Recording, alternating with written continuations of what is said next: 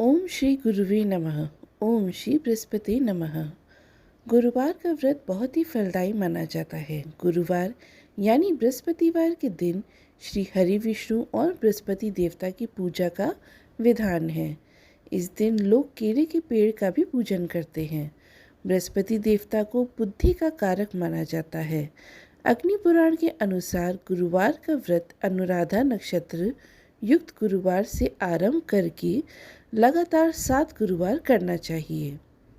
इस दिन प्रातःकाल उठकर भगवान विष्णु का ध्यान कर व्रत का संकल्प लेना चाहिए और व्रत कथा का श्रवण करना चाहिए।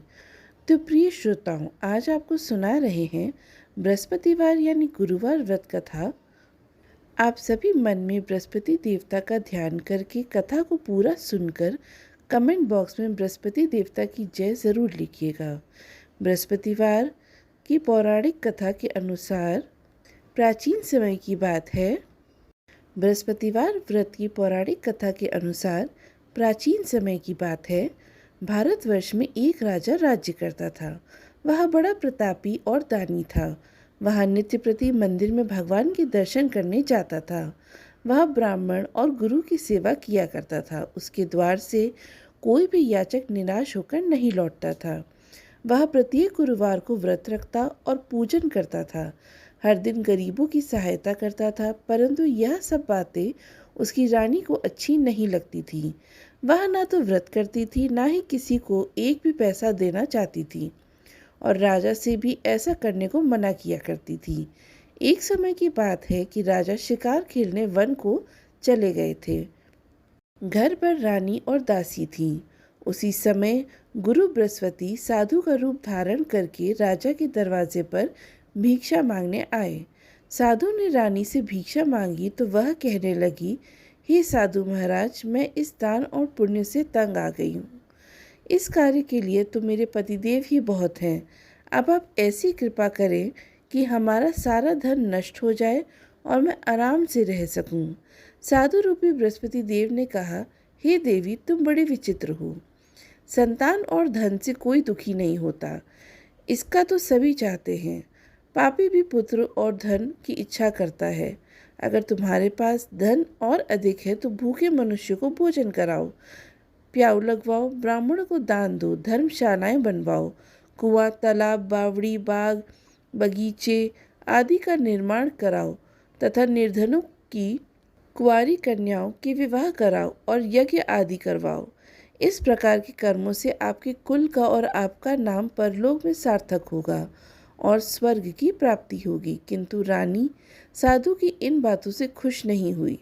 उसने कहा, हे साधु महाराज, मुझे ऐसे धन की बिल्कुल आवश्यकता नहीं जिसको मैं अन्य लोगों को दान दूं या जिसको रखने और संभालने में ही मेरा सारा समय नष्ट हो जाए। तब साधु ने कहा, हे देवी, अगर तुम्हारी ऐसी ही इच्छा है तो जैसा मैं तुम्हें बताता हूँ तुम वैसा ही करना। बृहस्पतिवार के दिन घर को गोबर से लीपना और अपने केशों को पीली मिट्टी से धोना। राजा से कहना वह दाढ़ी कटवाए, भोजन में मांस मदिरा खाना, कपड़ा धोबी के यहाँ धुलने देना। इस प्रकार 7 बृहस्पतिवार करने से तुम्हारा सब धन नष्ट हो जाएगा। ऐसा कहकर साधु महाराज रूपी बृहस्पति देव अंतर्ध्यानी हो गए। रानी ने साधु के कहे अनुसार 7 बृहस्पतिवार तक वैसा ही करने का विचार किया। साधु के बताए अनुसार कार्य करते हुए केवल 3 बृहस्पतिवार ही बीते थे कि उसकी समस्त धन संपत्ति नष्ट हो गई। भोजन के लिए दोनों समय परिवार तरसने लगा तथा सांसारिक भोगों से दुखी रहने लगा। तब वह राजा रानी से कहने लगा, हे रानी, तुम यहाँ पर रहो, मैं दूसरे देश में जाता हूँ, क्योंकि यहाँ पर मुझे सभी मनुष्य जानते हैं, इसलिए मैं यहाँ कोई काम नहीं कर सकता। मैं परदेश जा रहा हूँ, वहाँ कोई काम धंधा करूँगा, शायद हमारे भाग्य बदल जाए। ऐसा कहकर राजा परदेश चला गया। वह वहाँ जंगल से लकड़ी काट कर लाता और शहर में बेचता। इस तरह जीवन व्यतीत करने लगा। इधर राजा के बिना रानी और दासियां दुखी रहने लगीं। किसी दिन भोजन मिलता और किसी दिन जल पीकर ही रह जाती। एक बार रानी और दासियों को 7 दिन तक बिना भोजन के रहना पड़ा। तो रानी ने अपनी दासी से कहा, हे दासी, यहाँ पास ही के नगर में मेरी बहन रहती है। वह बड़ी धनवान है। तू उसके पास जा और वहाँ से 5 सेर बेझर मांगकर ले आ, जिससे कुछ समय के लिए गुजर जाएगा। दासी रानी की बहन के पास गई। रानी की बहन उस समय पूजा कर रही थी। दासी ने रानी की बहन से कहा, हे रानी, मुझे आपकी बहन ने भेजा है। मुझे 5 सेर बेझर दे दो। दासी ने यह बात अनेक बार कही, परंतु रानी की बहन ने कोई उत्तर नहीं दिया, क्योंकि उस समय वह बृहस्पतिवार की कथा सुन रही थी। जब दासी को रानी की बहन से कोई उत्तर नहीं मिला तो वह बहुत दुखी हुई। उसे क्रोध भी आया और वह लौटकर रानी से बोली, हे रानी, आपकी बहन तो बहुत ही घमंडी है। वह तो छोटे लोगों से बात भी नहीं करती। मैंने उससे बहुत बार कहा, लेकिन उसने कोई उत्तर नहीं दिया। मैं वापस चली आई। रानी बोली, हे दासी, इसमें उसका कोई दोष नहीं। जब बुरे दिन आते हैं तब कोई सहारा नहीं देता। अच्छे बुरे का पता विपत्ति में ही लगता है। अब तो जो ईश्वर की इच्छा होगी वही होगा। यह सब हमारे भाग्य का दोष है। उधर रानी की बहन ने सोचा कि मेरी बहन की दासी आई थी, परंतु मैं उससे नहीं बोली। इससे वह बहुत दुखी हुई होगी। अतः कथा सुनकर और विष्णु भगवान का पूजन समाप्त कर वह अपनी बहन के घर आई और कहने लगी, हे बहन, मैं बृहस्पतिवार का व्रत कर रही थी। तुम्हारी दासी हमारे घर गई थी, परंतु जब तक कथा होती तब तक हम लोग ना उठते हैं और ना ही बोलते हैं, इसलिए मैं नहीं बोली। कहो दासी, क्यों गई थी? रानी बोली, बहन, हमारे घर अनाज नहीं था। वैसे तुमसे कोई बात छिपी नहीं है, इस कारण मैंने दासी को तुम्हारे पास 5 शेर बेझर लेने के लिए भेजा था। रानी की बहन बोली, बहन देखो, बृहस्पति भगवान सबकी मनोकामनाएं पूर्ण करते हैं। देखो, शायद तुम्हारे घर में अनाज रखा हो। यह सुनकर दासी घर के अंदर गई तो वहाँ उसे एक घड़ा बेझर का मिल गया। उसे बड़ी हैरानी हुई, क्योंकि उसने एक एक बर्तन देख लिया था। उसने बाहर आकर रानी को बताया। दासी अपनी रानी से कहने लगी, हे रानी, देखो, वैसे हमको जब अन्न नहीं मिलता तब हम रोज़ व्रत ही करते हैं। अगर इनसे व्रत की विधि और कथा पूछ ली जाए तो उसे हम भी किया करेंगे। दासी के कहने पर रानी ने अपनी बहन से बृहस्पतिवार व्रत के बारे में पूछा। उसकी बहन ने बताया, हे रानी बहन, बृहस्पतिवार को सूर्योदय से पहले उठकर स्नान करके बृहस्पतिवार का व्रत करना चाहिए, लेकिन उस दिन सिर नहीं धोना चाहिए। बृहस्पतिवार के दिन व्रत में चने की दाल और मुनक्का से भगवान विष्णु का केले के वृक्ष की जड़ में पूजन करें तथा दीपक जलावे। उस दिन एक ही समय भोजन करें। भोजन पीले खाद्य पदार्थ का करें और कथा सुने। इस प्रकार करने से गुरु भगवान प्रसन्न होते हैं, अन्य पुत्र धन देते हैं, मनोकामना पूर्ण करते हैं। व्रत और पूजन की विधि बताकर रानी की बहन अपने घर लौट गई। रानी और दासी दोनों ने निश्चय किया कि बृहस्पतिवार देव भगवान का पूजन जरूर करेंगे। 7 दिन बाद जब बृहस्पतिवार आया तो उन्होंने व्रत रखा। गुड़साल में जाकर चना और गुड़ बीन लाई तथा उसकी दाल से केले की जड़ तथा विष्णु भगवान का पूजन भी किया। अब पीला भोजन कहाँ से आए? दोनों बड़ी दुखी हुई, परंतु उन्होंने व्रत किया था, इस कारण बृहस्पति देव भगवान प्रसन्न थे। एक साधारण व्यक्ति के रूप में वे 2 थालों में सुंदर पीला भोजन लेकर आए और दासी को देकर बोले, हे दासी, यह भोजन तुम्हारे और रानी के लिए है, तुम दोनों कर लेना। दासी भोजन पाकर बहुत प्रसन्न हुई और रानी से बोली, रानी जी, भोजन कर लो। रानी को भोजन आने के बारे में कुछ नहीं पता था, इसलिए वह दासी से बोली, जा तू ही भोजन कर, क्यों तू व्यर्थ में हमारी हंसी उड़ाती है। तब दासी बोली, रानी, एक व्यक्ति भोजन दे गया है। तब रानी कहने लगी, वो भोजन तेरे लिए ही देकर गया है, तू ही भोजन कर। दासी ने कहा, वह व्यक्ति हम दोनों के लिए 2 थालों में भोजन देकर गया है, इसलिए मैं और आप दोनों ही भोजन करेंगे। फिर दोनों ने गुरु भगवान को नमस्कार कर भोजन किया। उसके बाद से वे प्रत्येक बृहस्पतिवार को गुरु भगवान का व्रत और पूजन करने लगी। बृहस्पति भगवान की कृपा से उनके पास धन हो गया, परंतु रानी फिर पहले की तरह आलस्य करने लगी। तब दासी बोली, देखो रानी, तुम पहले भी इसी प्रकार आलस करती थी। तुम्हें धन रखने में कष्ट होता था, इस कारण सभी धन नष्ट हो गया। अब गुरु भगवान की कृपा से धन मिला है तो तुम्हें फिर आलस्य होता है। बड़ी मुसीबतों के बाद हमने यह धन पाया है, इसलिए हमें दान पुण्य करना चाहिए।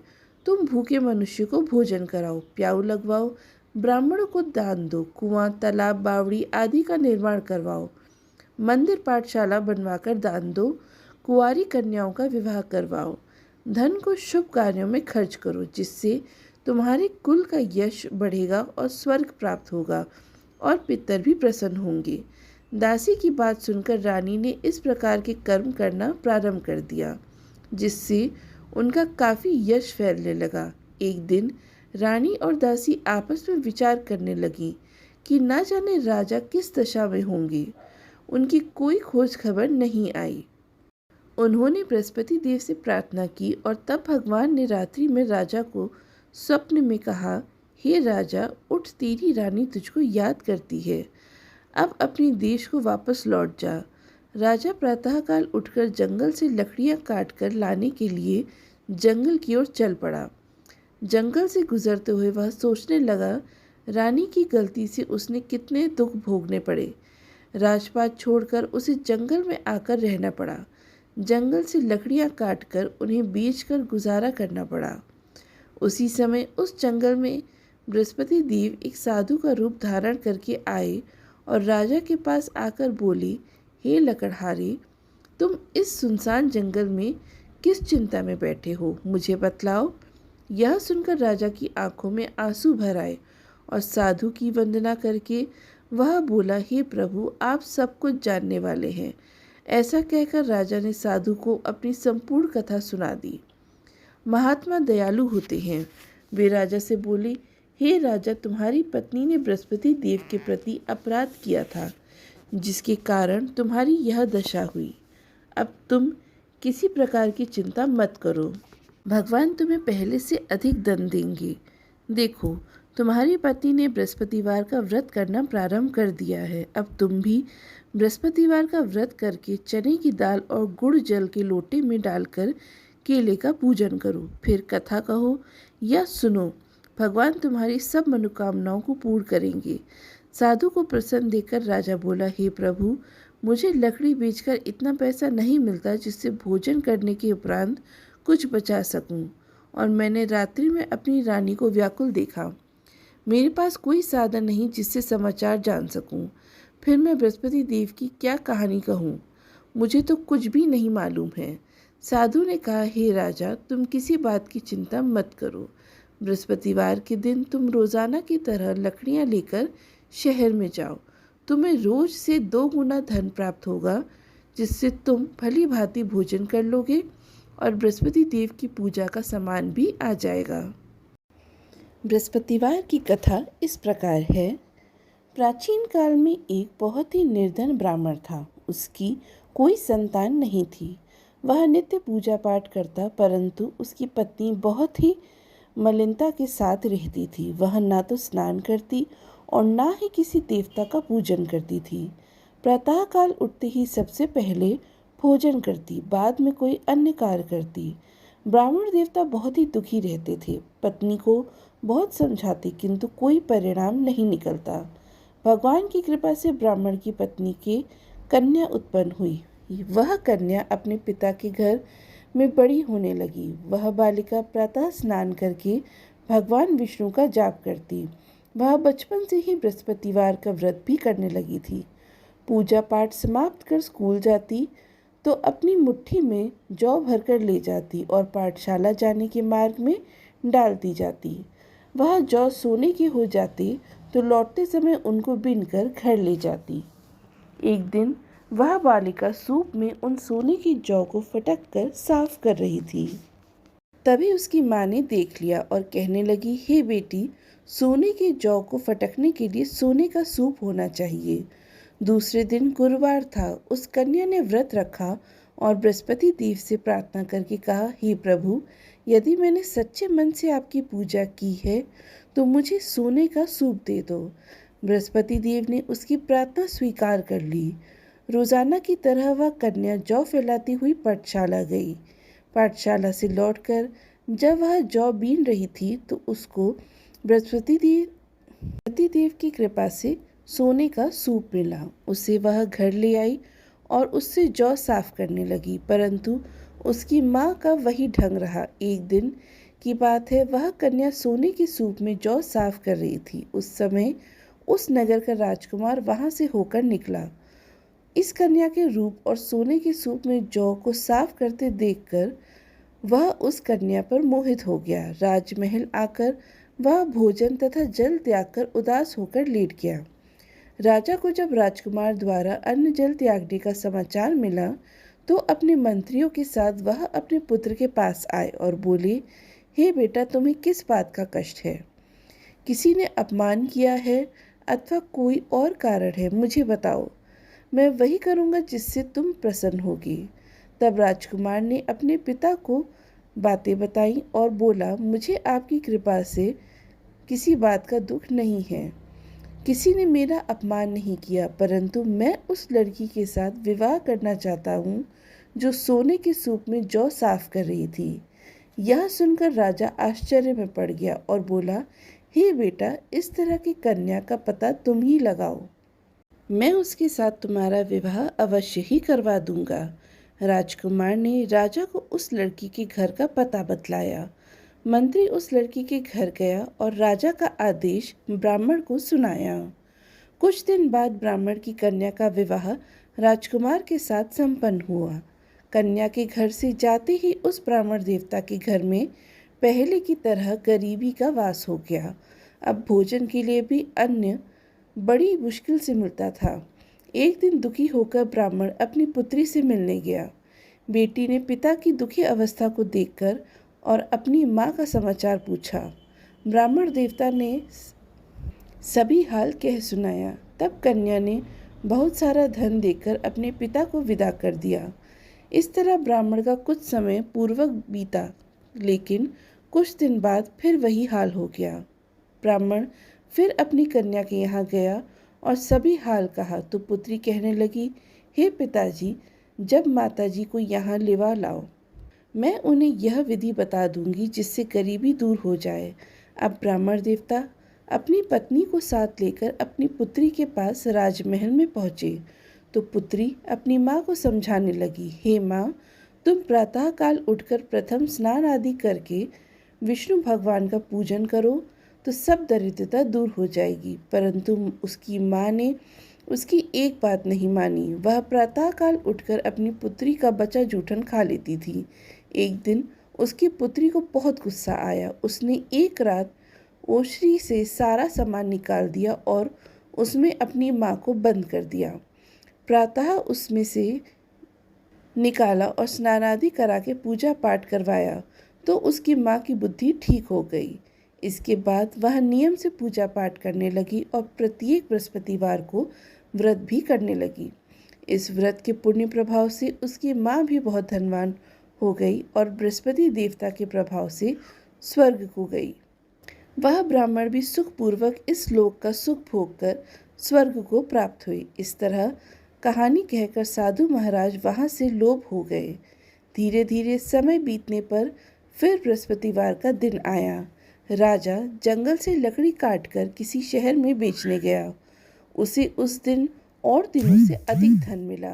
राजा ने चना, गुड़ आदि लाकर बृहस्पतिवार का व्रत किया। उस दिन से उसको सभी क्लेश दूर हो गए। परंतु जब अगला गुरुवार आया उस दिन बृहस्पतिवार का व्रत करना भूल गया। इसी कारण बृहस्पति भगवान नाराज हो गए। उस दिन उस नगर के राजा ने विशाल यज्ञ का आयोजन किया तथा अपने समस्त राज्य में घोषणा करवा दी।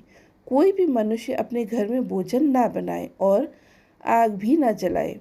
समस्त जनता मेरे यहाँ भोजन करने आए। इस आज्ञा को जो ना मानेगा उसको फांसी की सज़ा दी जाएगी। राजा की आज्ञा सुनकर राज्य के सभी निवासी राजा के भोज में सम्मिलित हुए, लेकिन लकड़हारा कुछ देर से पहुंचा, इसलिए राजा उसको अपने साथ महल में ले गए। जब राजा लकड़हारे को भोजन करा रहे थे तो रानी की दृष्टि उस खूंटी पर पड़ी जिस पर उसका हार लटका हुआ था। उसी हार खूंटी पर लटका दिखाई नहीं दिया। रानी को निश्चय हो गया कि मेरा हार उस लकड़हारे ने चुरा लिया है। उसी समय सैनिक बुलवाकर उसको कैद खाने में डलवा दिया। जब लकड़हारा कारागार में पड़ गया तो बहुत दुखी हुआ। वह विचार करने लगा कि न जाने कौन से पूर्व जन्म के कर्म हैं जिसका दुख मुझे प्राप्त हुआ। उसी साधु को याद करने लगा जो जंगल में मिला था। तत्काल बृहस्पति देव साधु के रूप में प्रकट हुए और उसकी दशा को देखकर कहने लगे, अरे मूर्ख, तूने बृहस्पति देवता की कथा नहीं की, इस कारण तुझे दुख प्राप्त हुआ है। अब चिंता मत कर, बृहस्पतिवार के दिन कारागार के दरवाजे पर 4 पैसे पड़े मिलेंगे। उनसे तू बृहस्पति देव की पूजा करना तो तेरे सभी कष्ट दूर हो जाएंगे। अगले बृहस्पतिवार उसे कारागार के द्वार पर 4 पैसे पड़े मिले। राजा ने पूजा का सामान मंगवाकर कथा कही और प्रसाद बांटा। उसी रात्रि को बृहस्पति देव ने उस नगर के राजा को स्वप्न में कहा, हे राजा, तूने जिस आदमी को कारागार में बंद करा रखा है वह निर्दोष है, वह राजा है, उसे छोड़ देना। रानी का हार उसी खूंटी पर लटका हुआ है। अगर तू ऐसा नहीं करेगा तो मैं तेरे राज्य को नष्ट कर दूंगा। राजा प्रातःकाल उठा और खूंटी पर हार टंगा देखकर लकड़हारे को बुलाकर क्षमा मांगी तथा राजा के योग्य सुंदर वस्त्र आभूषण भेंट कर उसे विदा किया। गुरुदेव की आज्ञा अनुसार राजा अब अपने नगर को चल दिया। राजा जब नगर के निकट पहुंचा तो उसे बड़ा ही आश्चर्य हुआ। नगर में पहले से अधिक बाग, तालाब और कुएं तथा बहुत सी धर्मशाला, मंदिर आदि बने हुए हैं। राजा ने पूछा कि यह किसका बाग और धर्मशाला है? तब नगर के सब लोग कहने लगे, यह सब रानी और दासी द्वारा बनवाए गए हैं। राजा को आश्चर्य हुआ और गुस्सा भी आया। जब रानी ने खबर सुनी कि राजा आ रहे हैं तो उसने अपनी दासी से कहा, हे दासी, देख, राजा हमको कितनी बुरी हालत में छोड़ गए थे। वह हमारी ऐसी हालत देखकर लौट ना जाए, इसलिए तू दरवाजे पर खड़ी हो जा। रानी की आज्ञा अनुसार दासी दरवाजे पर खड़ी हो गई। जब राजा आए तो उन्हें अपने साथ महल में लिवा लाई। तब राजा ने क्रोध करके अपनी तलवार निकाली और पूछने लगा, बताओ, यह धन तुम्हें कैसे प्राप्त हुआ? तब रानी ने बताया, हमें यह सब धन बृहस्पति देव के व्रत के प्रभाव से प्राप्त हुआ है। राजा ने तब निश्चय किया कि 7 रोज बाद वो सभी बृहस्पति देव का पूजन करते हैं, परंतु मैं रोजाना दिन में 3 बार कथा कहा करूँगा और रोज व्रत किया करूँगा। अब हर समय राजा के दुपट्टे में चने की दाल बंधी रहती तथा दिन में 3 बार वह कथा कहता। एक दिन राजा ने विचार किया कि चलो अपनी बहन के यहाँ हो आवे। इस तरह का निश्चय कर राजा घोड़े पर सवार होकर अपनी बहन के यहाँ चल पड़ा। रास्ते में उसने देखा कि कुछ आदमी एक मुर्दे को लिए जा रहे हैं। उन्हें रोककर राजा कहने लगा, अरे भाइयों, मेरी बृहस्पतिवार की कथा सुन लो। वे बोले, लो, हमारा तो आदमी मर गया, इसको अपनी कथा की पड़ी है। परंतु कुछ आदमी बोले, अच्छा कहो, हम तुम्हारी कथा भी सुन लेंगे। राजा ने दाल निकाली और कथा कहनी शुरू कर दी। जब कथा आदि हुई वह मुर्दा हिलने लगा और जब कथा समाप्त हुई तो राम राम करके वह मनुष्य खड़ा हो गया। राजा आगे बढ़ा और उसे चलते चलते शाम हो गई। आगे मार्ग में उसे किसान खेत में हल चलाता हुआ मिला। राजा उससे बोला, अरे भैया, तुम मेरी बृहस्पतिवार की कथा सुन लो। किसान बोला, जब तक मैं तेरी कथा सुनूंगा तब तक 4 हरैया जोत दूंगा। जा अपनी कथा किसी और को सुनाना। राजा आगे चलने लगा। राजा के हटते ही बैल पछाड़ खाकर गिर गए तथा किसान के पेट में बहुत जोर से दर्द होने लगा। उसी समय किसान की माँ रोटी लेकर आई। उसने जब यह देखा तो अपने पुत्र से सब हाल पूछा। बेटे ने सभी हाल बता दिया। बुढ़िया दौड़ी दौड़ी उस घुड़सवार के पास गई और उससे बोली, मैं तेरी कथा सुनूंगी, तू अपनी कथा मेरे खेत पर ही चलकर कहना। राजा ने लौटकर बुढ़िया के खेत पर जाकर कथा कही, जिसको सुनते ही बैल खड़े हो गए और किसान के पेट का दर्द भी बंद हो गया। अब राजा अपनी बहन के घर पहुंचा। बहन ने भाई की खूब मेहमानी करी। दूसरे दिन प्रातःकाल राजा जागा तो उस देखने लगा कि सब लोग भोजन कर रहे हैं। राजा ने अपनी बहन से पूछा कि ऐसा कोई मनुष्य है जिसने भोजन ना किया हो, जो मेरी बृहस्पतिवार की कथा सुन ले। तो बहन बोली, भैया यह देश ऐसा ही है, पहले यहाँ के लोग भोजन करते हैं, बाद में अन्य कोई काम। पड़ोस में कोई हो तो देखकर आती हूँ। ऐसा कहकर बहन देखने चली, परंतु उसे कोई भी ऐसा व्यक्ति नहीं मिला जिसने भोजन नहीं किया है। फिर वह एक कुम्हार के घर गई जिसका लड़का बीमार था। उसे पता चला कि उसके यहाँ 3 दिन से किसी ने भोजन नहीं किया। रानी ने अपने भाई की कथा सुनने के लिए कुम्हार से कहा तो वह तैयार हो गया। तब राजा ने जाकर बृहस्पतिवार की कथा कही, जिसको सुनकर उसका लड़का ठीक हो गया। तब राजा की प्रशंसा होने लगी। एक दिन राजा ने अपनी बहन से कहा, हे बहन, अब मैं अपने घर जाऊंगा, तुम भी तैयार हो जाओ। राजा की बहन ने अपनी सास से अपने भाई के साथ जाने की आज्ञा मांगी तो सास बोली, चली जा, परंतु अपने लड़के को मत ले जाना, क्योंकि तेरे भाई की कोई संतान नहीं होती है।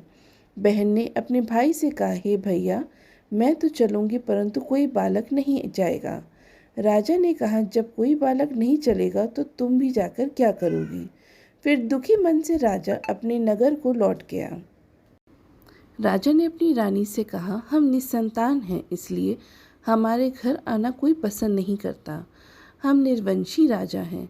ऐसा कहकर वह बिना भोजन आदि किए शैया पर लेट गया। रानी बोली, हे प्रभु, बृहस्पति देव ने हमें सब कुछ दिया, वे हमें संतान भी अवश्य देंगे। उसी रात बृहस्पति देव ने राजा को स्वप्न में कहा, हे राजा, उठ, सभी सोच त्याग दे, तेरी रानी गर्भ से है। राजा को यह जानकर बड़ी प्रसन्नता हुई। 9वें महीने रानी के गर्भ से एक सुंदर पुत्र पैदा हुआ। जब राजा की बहन ने यह शुभ समाचार सुना तो वह बहुत खुश हुई तथा बधाई लेकर अपने भाई के यहाँ आई। तभी रानी ने कहा, घोड़ा चढ़कर तो नहीं आई, गधा चढ़ी आई। राजा की बहन बोली, भाई, मैं इस प्रकार ना कहती तो तुम्हें संतान कैसे मिलती। बृहस्पति देव ऐसे ही हैं, जिनके मन में जो कामनाएं रहती हैं सभी को पूर्ण करते हैं। जो सद्भावना पूर्वक बृहस्पतिवार का व्रत करता है और कथा पढ़ता है अथवा सुनता है, दूसरों को सुनाता है, बृहस्पति देव उसकी सभी मनोकामनाएं पूर्ण करते हैं। जैसे रानी और राजा ने बृहस्पति देव की कथा का गुणगान किया, उनकी सभी इच्छाएं बृहस्पति देव ने पूर्ण की। मनुष्य को हृदय से उनका मनन करते हुए जयकार करनी चाहिए। प्रेम से बोलिए, बृहस्पति देव देवता की जय। यह थी बृहस्पतिवार व्रत कथा। अब सुनिए आरती।